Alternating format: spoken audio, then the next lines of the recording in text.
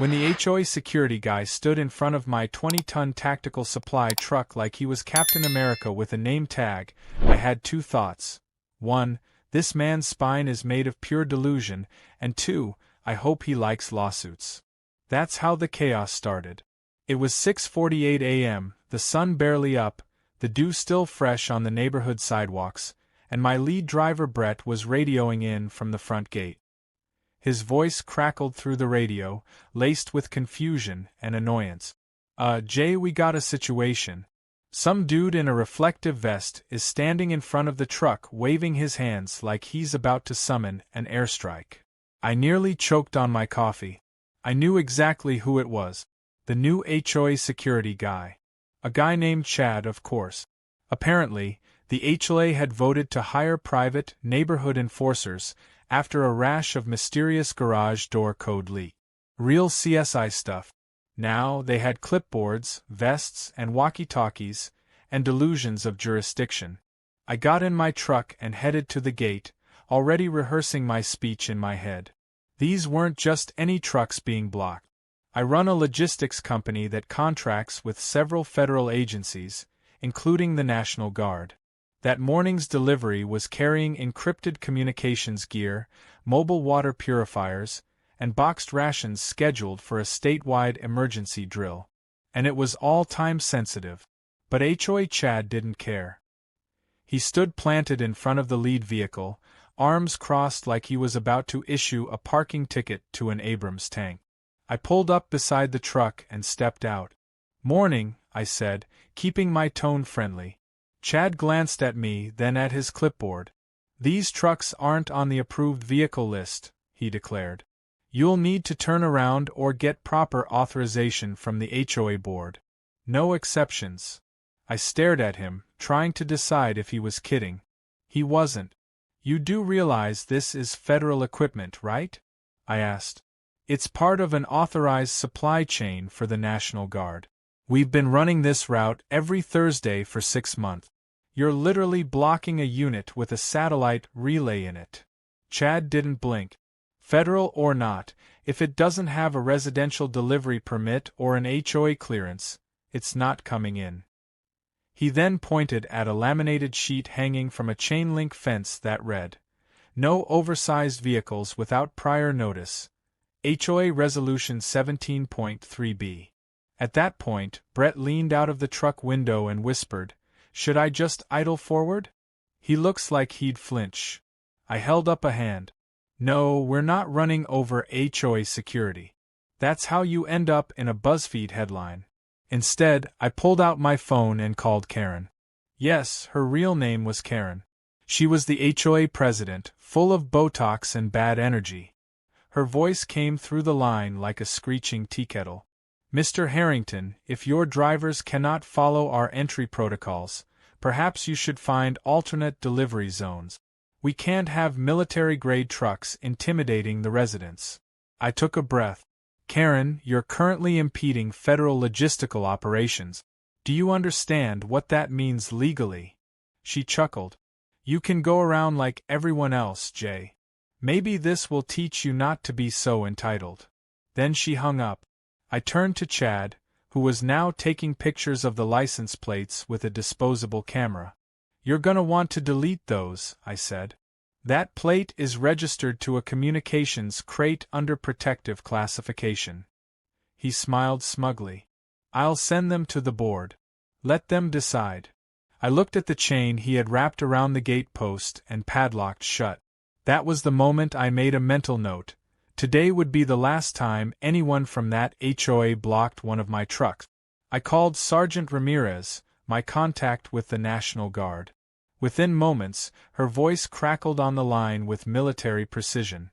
"They did what?" she asked. "They chained the gate shut and blocked the truck," I repeated. "Driver's stuck. We're on a deadline." She was silent for a beat, then said, "Understood. Stand by. We're escalating." While I waited, Chad got even bolder.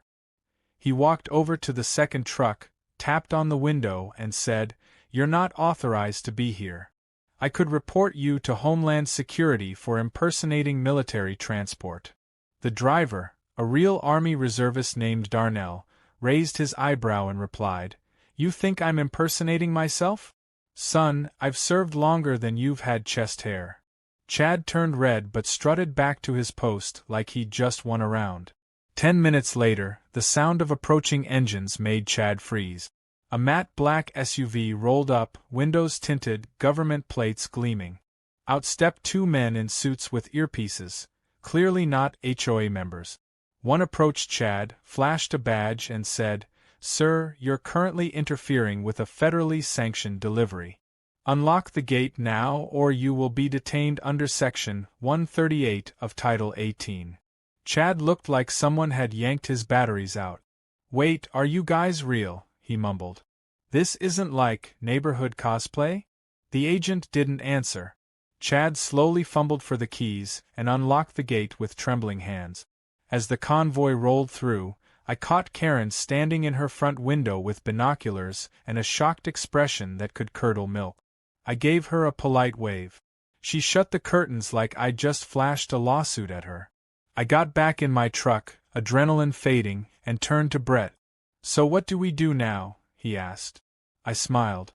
"Now? We let them dig their hole deeper.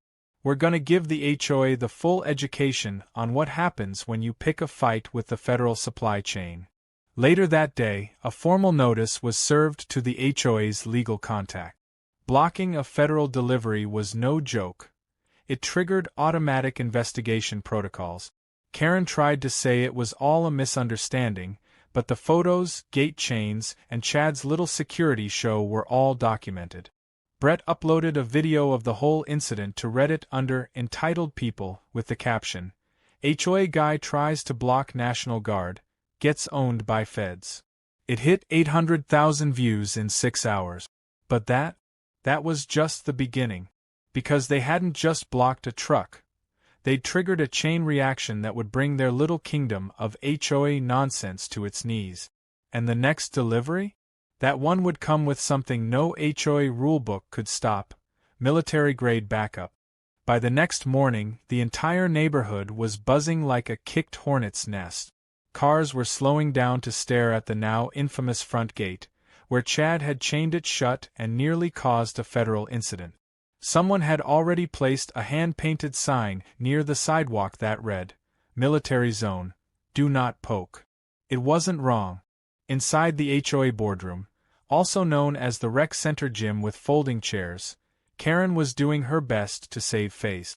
She held an emergency HOA meeting that, ironically, wasn't authorized by the bylaws, but that didn't stop her. With her signature high ponytail, clipboard, and rhinestone pen, she called the meeting to order. "We are under attack," she said dramatically. "And not just by trucks. We are under attack by narrative. Social media is spinning this situation. I have received emails from news reporters. One of them asked if we've declared war on the military." Meanwhile, I was at my warehouse, calmly sipping coffee while fielding 3 different calls. One from my lawyer, one from a Department of Defense logistics officer, and one from a local news station wanting an exclusive interview. I declined the interview. I had no interest in turning this into a media circus, but the HOA's behavior had already blown it wide open. I did, however, send them the unedited footage from Brett's dash cam, complete with timestamps, Chad's face in glorious 1080p, and the federal agents walking him back toward the gate like he was a kid who peed in the pool. My lawyer was already working on a formal complaint, and the National Guard had scheduled a site visit to assess continued cooperation with local jurisdictions, which was military speak for, "Make sure no one pulls this garbage again." Back in the neighborhood, Karen had decided the best way to regain control was surveillance. Within 24 hours, 3 new security cameras were mounted near the entrance. The HOA paid a local contractor who clearly had no idea what he was doing. The cameras were crooked, one pointed at the sky and another aimed at a bush. Still, Karen marched around like a general overseeing battle positions. She even handed out "Security Watch Captain" badges to 2 residents who looked way too excited about the promotion. One of them was Greg, a retired dentist who once threatened to call the city over a trampoline. He took the job seriously, standing on his porch with binoculars and a police scanner app playing on loop.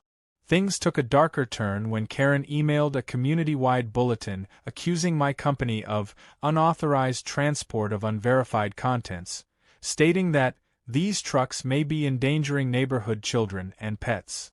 I couldn't believe it. She was framing it like I was smuggling nuclear waste instead of delivering water purification kit. The bulletin ended with a line that made my jaw drop.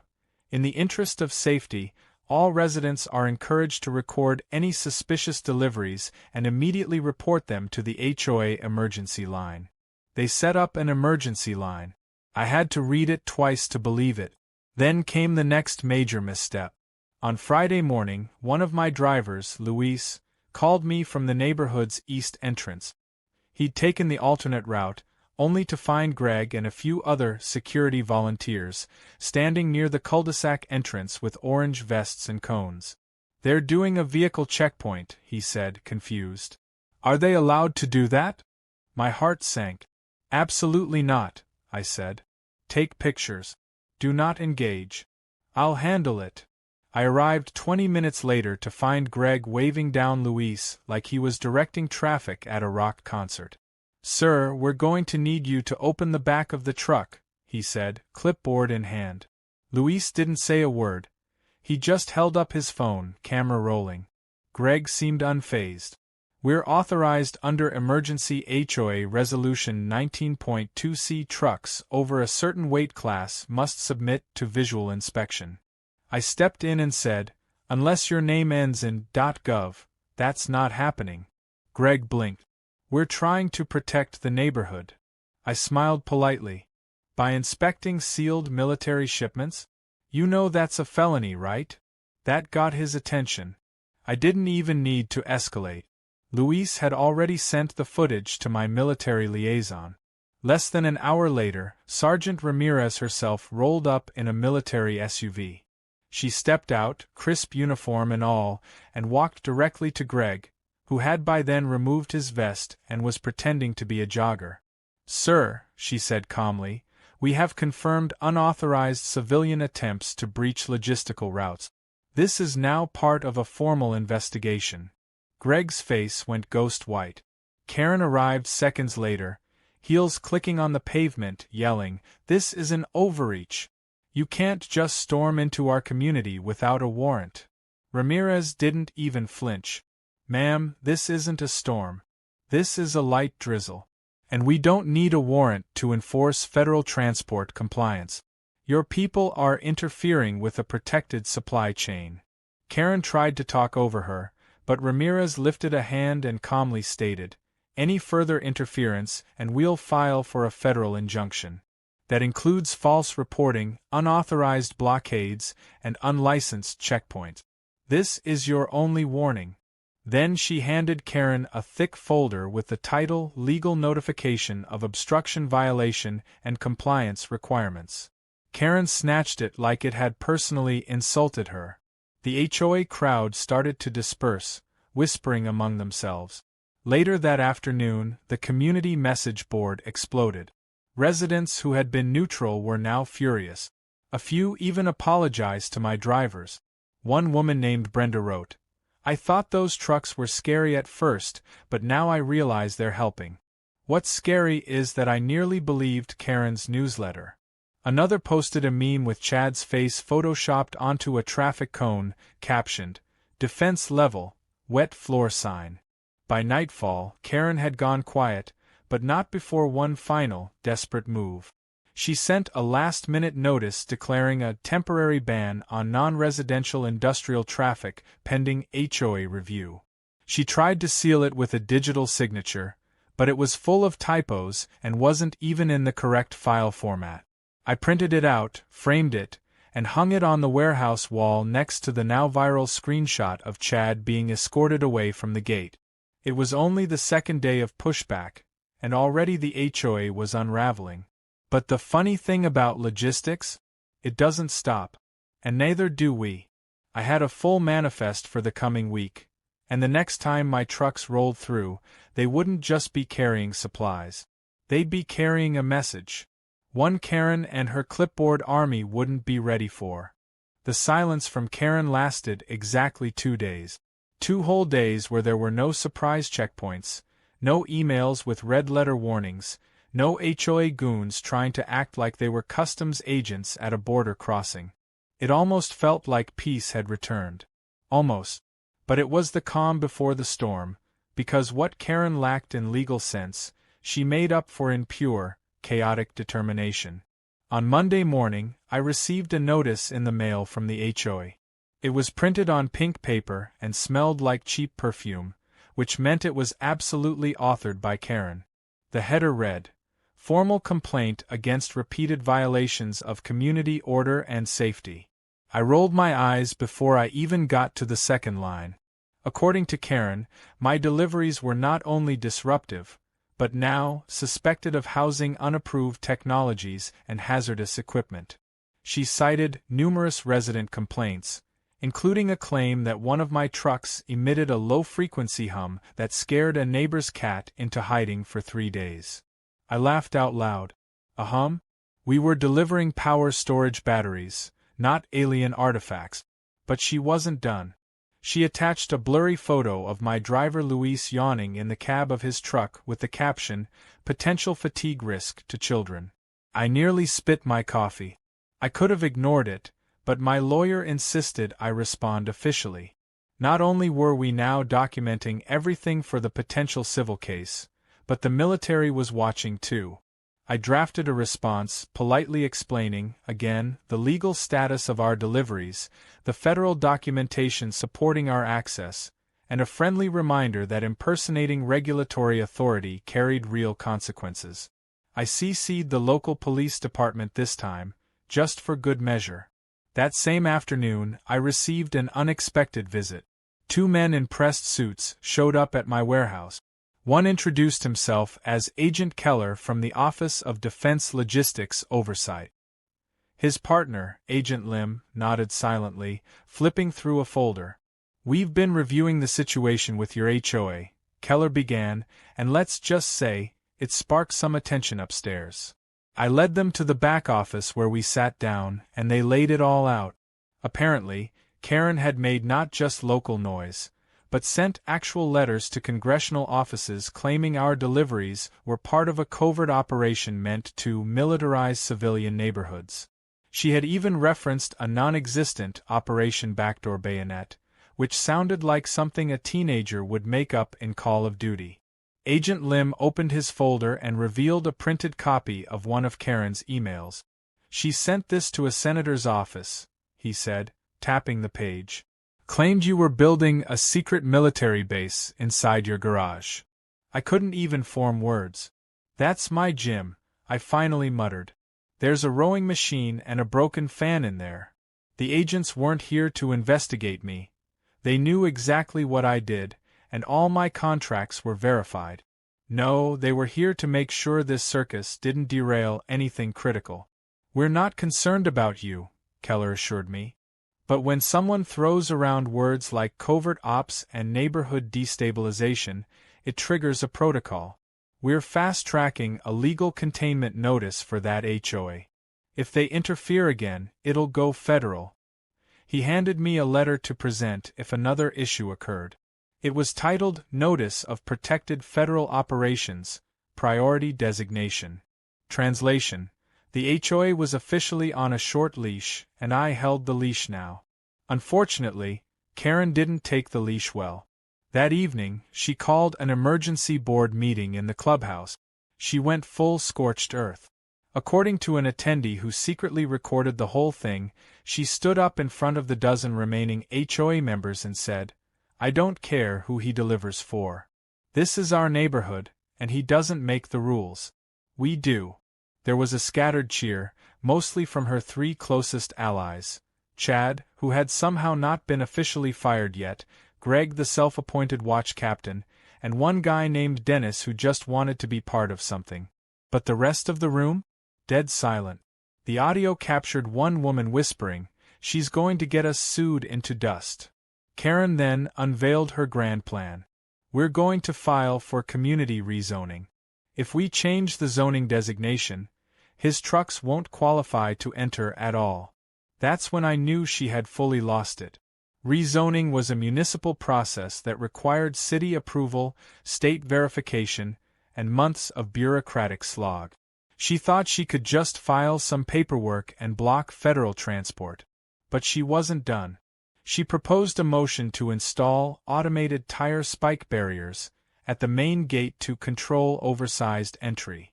She literally wanted to deploy anti-vehicle measures against a logistics provider under federal contract. Someone in the room asked if that was even legal. Karen waved her hand like she was swatting a fly. If we frame it as neighborhood safety infrastructure, we can call it defensive landscaping. The next morning, someone slipped a USB into our Dropbox. It had a label, HOA Night Meeting for your ERS. It was the full audio of the board meeting. Every wild idea, every threat, every legal misstep, it was all there. I didn't have to do anything. I just sent it to my attorney, who forwarded it to the proper military liaison. 2 days later, the National Guard filed a formal complaint with the city, requesting immediate review of the HOA's actions for potential interference with emergency response operations. That alone triggered a municipal investigation. Then the final straw hit. Chad, apparently feeling invincible again, tried to block another delivery truck with nothing but a stop sign on a stick. The driver this time was someone new, Corporal Jensen, a uniformed reservist on duty. Chad demanded to inspect the truck. Jensen warned him twice. Chad reached for the door handle. Jensen got out, called in the incident, and within 20 minutes, local police arrived. Chad was arrested for impersonating a regulatory official and obstructing protected transport. The footage went viral. Again. This time with the title, HOA Chad Tries to Arrest a Soldier, Gets Dragged Instead. I watched the clip in my office with a slice of leftover pizza and a very satisfied grin. Karen was running out of allies. The board was fracturing, and the residents were waking up. My inbox was filled with apology notes, not from the board, but from neighbors who were tired of being caught in the middle. One man offered to volunteer loading water crates as a peace gesture.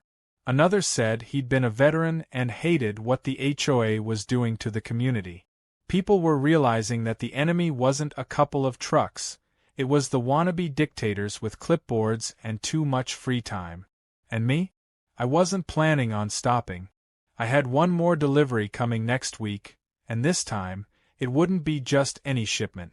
It would be escorted by uniformed guards, with an aerial drone overhead, and a message attached to the cargo door that simply said, "You can't stop the supply line." Karen had picked a fight with the wrong guy, and now, her own walls were beginning to crack. By the time the next scheduled delivery day arrived, the neighborhood felt like a sitcom that had jumped the shark. People were setting up lawn chairs near the front gate like it was the 4th of July. Kids had drawn chalk outlines of tanks and helicopters on the pavement. Someone even wheeled out a popcorn machine. This wasn't just a delivery anymore, it was a spectacle. The story had exploded beyond Reddit now.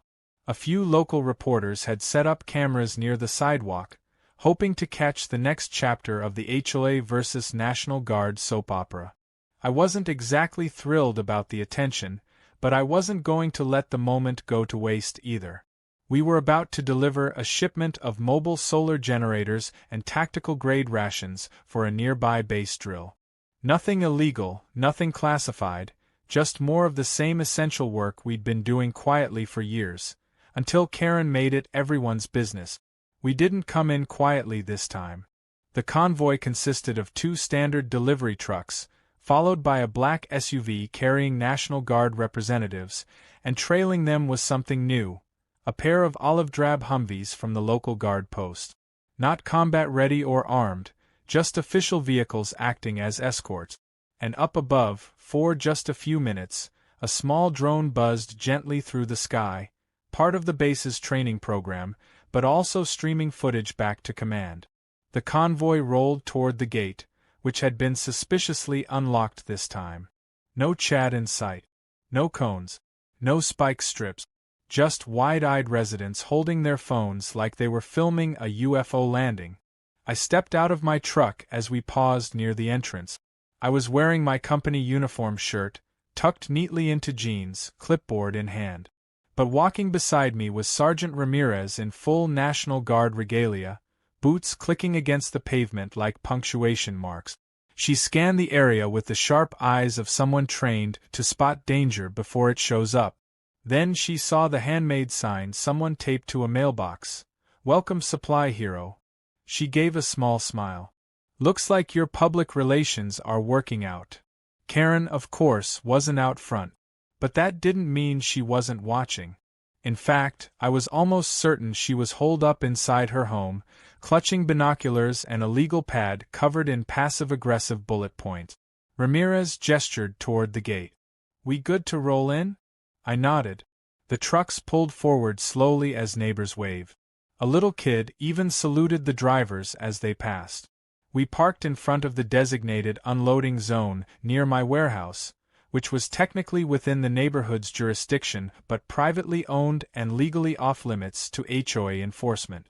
I had triple-checked that detail after the first incident. As we began unloading, Greg, the ex-dentist turned security buff, shuffled over with a sheepish look. He was holding a tray of bottled water and granola bars. "Peace offering," he muttered, avoiding eye contact. "Didn't know it was all, legal." I accepted it with a nod, and to his credit, he didn't try to justify what he'd done. Just quietly left the tray and walked away. A few other residents followed suit, offering small apologies and neighborly smiles. The tone of the community had shifted. They weren't just curious anymore. They were fed up with the drama, the lies, and the way Karen had made them look like fools on a national stage. But the real surprise came an hour later when a black sedan pulled up near my lot. Out stepped a city official from zoning enforcement, clipboard in hand, accompanied by two more individuals in suit. They requested a brief conversation. I agreed, pulling them into my office. They sat down and presented documents showing that Karen had, in fact, filed for community rezoning to restrict commercial traffic, just like she promised in her little meeting. The kicker? She filed it under emergency environmental protection, claiming that my trucks were leaking hazardous fluids and damaging community soil integrity. Of course, the city did a follow-up. The environmental team tested runoff near my property, checked my vehicle maintenance logs, and even examined old footage. Nothing. Clean as a whistle. The official smiled slightly as he handed me the final ruling. No violations. All zoning remains unchanged. Application rejected. I thanked him and asked whether Karen would be fined for filing a false claim. He raised an eyebrow. "That's under review." Before he left, he paused at the door. "Between us," he said, "my nephew's in the Guard. He heard about all this and sent me the Reddit link. Told me to look out for the HOA clown show." It didn't disappoint. While I was still digesting that moment of poetic justice, my phone buzzed with a message from the local news anchor who had been covering the situation. She wanted to schedule an interview, not about the trucks, but about how neighborhoods across the country were using HOA power to push around legitimate businesses. It was becoming a bigger issue, and apparently, my case was now Exhibit A. I politely declined again. I wasn't looking to become a mascot for anti-HOA activism. I just wanted to deliver supplies without being tackled by a clipboard. But the icing on the cake came later that evening, when the National Guard held a small appreciation event for civilian contractors. I was invited along with a handful of others. It wasn't flashy, just a casual dinner at the local armory. But during the event, they presented me with a plaque that read, "For maintaining operational readiness under civilian interference." The whole room laughed at that, and Ramirez leaned over to whisper they wanted to call it the Karen Defense Medal, but legal shot it down. I couldn't stop grinning. I wasn't in this for the recognition, but after everything the HOA had dragged us through, it felt good to be publicly vindicated. Back in the neighborhood, change was brewing. Residents started demanding answers. They wanted to know why Karen had put them on the map for all the wrong reasons. They questioned the money spent on cameras, checkpoints, and spike strip proposals. And they definitely didn't like being labeled anti-military in the comments section of every article written about us. A petition to hold an emergency election began circulating. Names were being gathered. And the name at the very top of the remove immediately list? Karen. As I looked out across the neighborhood from my warehouse steps that evening, watching the sun dip low and neighbors chatting where they used to glare, I realized something. Karen had tried to make this about control. But what she really did was remind everyone what overreach looked like, and how ridiculous it becomes when left unchecked. And while she still had her position, her voice, her pen full of ink and threats, the court of public opinion had already handed down its sentence. And the next chapter? Oh, it was coming. Because I wasn't done yet. Not with Karen. Not with the HOA. And definitely not with that final shipment I had planned. The one that would shut down her reign for good. The morning of the final delivery felt different. The air was clearer, the tension gone, and there was a quiet anticipation humming beneath the surface of the neighborhood. Something had shifted since the last convoy. The lawn chairs were back, but this time they were set up in solidarity, not for spectacle. There were no protest signs, no angry glares, and not a single reflective vest in sight. The only thing that remained of the old resistance was the faint memory of a pink HOA notice flapping on a lamppost, faded and forgotten. But I knew better than to assume it was over. Not until Karen was gone. She hadn't made a public move since her rezoning stunt failed, but the silence wasn't surrender. It was a pause, the kind of calm that came before the wild flailing of a drowning tyrant. I stood at the loading dock of my warehouse, watching the final crate get secured. This was no ordinary shipment. It was part of a larger contract to provide backup power and cold storage units for a regional National Guard training camp, and it was the largest load we'd sent out from this location. 4 trucks, 2 escorts, 1 drone overhead.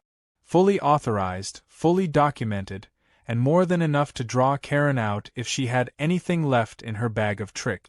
And sure enough, just as we rolled toward the gate, her front door swung open. There she was.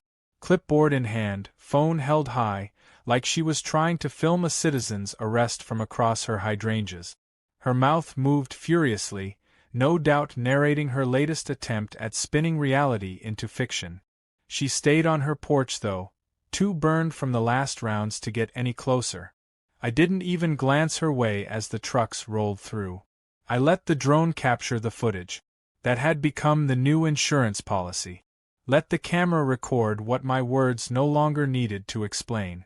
And then, just as the final truck cleared the gate, I unveiled the surprise. The rear of the last vehicle had been painted with a custom banner in bold, block letters, supporting your guard since before your clipboard. Below it was a cartoon of a delivery truck rolling over a stack of HOA violation slips. The laughter from the neighbors was immediate and loud. Several phones went up, and within minutes the photo was posted online. It caught fire. Again. Back at the warehouse, the crew began unloading for the final time. My drivers were grinning, full of energy, energized by the sense that this was more than a job now. It was a statement. A reclaiming of space. Karen, meanwhile, was clearly unraveling.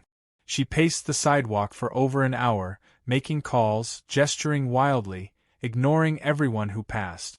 Her last play came that afternoon, when an unmarked envelope arrived at my office. Inside was a letter, no logo, no signature, just plain typed words accusing me of inciting hostility, disrupting the moral order of the neighborhood, and weaponizing deliveries for social clout. She called me a glorified TikTok trucker. I laughed so hard I nearly dropped my coffee. I scanned the document, then handed it to my lawyer, who immediately recognized it as an attempt at defamation without any legal standing. He said, "It's not even worth shredding."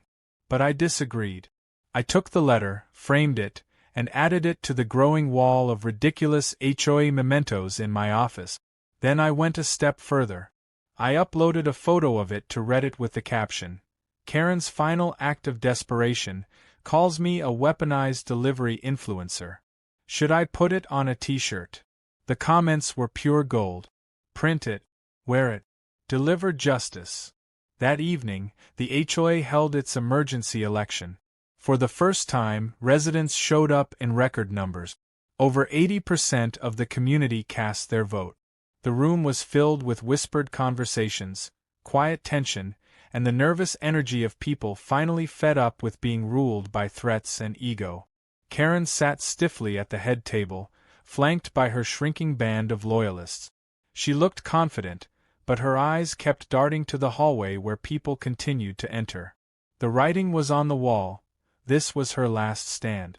When the votes were tallied, it wasn't even close. Karen lost her seat by a landslide. In fact, all three of her allies were voted out as well. The new board was made up of people who had once been too intimidated to speak up but now stood tall, emboldened by the chaos she'd caused. The newly elected president, a retired school principal named Lorraine, walked up to the mic and calmly addressed the crowd. "Our community deserves peace, not paranoia. Let's move forward with kindness and common sense." The room erupted in applause. Karen didn't take it well. She stormed out without saying a word, her clipboard tucked under her arm like a defeated sword. Someone opened the door for her. She refused to look anyone in the eye as she passed. Her car screeched a little too fast as it pulled out of the parking lot. And just like that, the Karen era ended. The following week, I received a small package from the National Guard. Inside was a sleek, dark plaque etched with silver letters. "In recognition of your resilience, professionalism, and composure under unnecessary civilian interference. Your service helped uphold operational continuity." I hung it in the warehouse beside the framed HOA letter, a perfect symbol of absurdity and triumph standing side by side.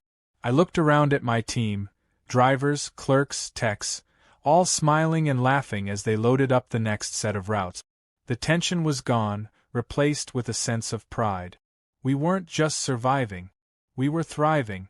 But the most unexpected moment came from the last person I thought I'd hear from, Greg.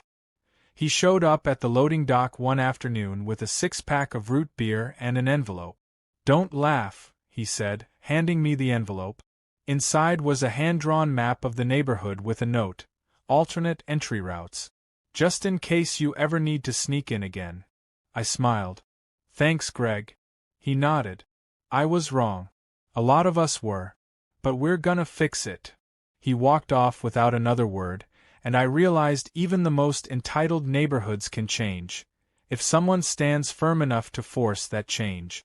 The deliveries kept coming, the work continued, and the chaos that once defined the neighborhood slowly faded into memory. But every now and then, someone would walk past the trucks, point at the plaque, or the cartoon banner still hanging on the warehouse wall and say, "You're the guy who took down the HOA queen, right?" I'd grin and nod. "Nah," I'd say. "I just drive the truck."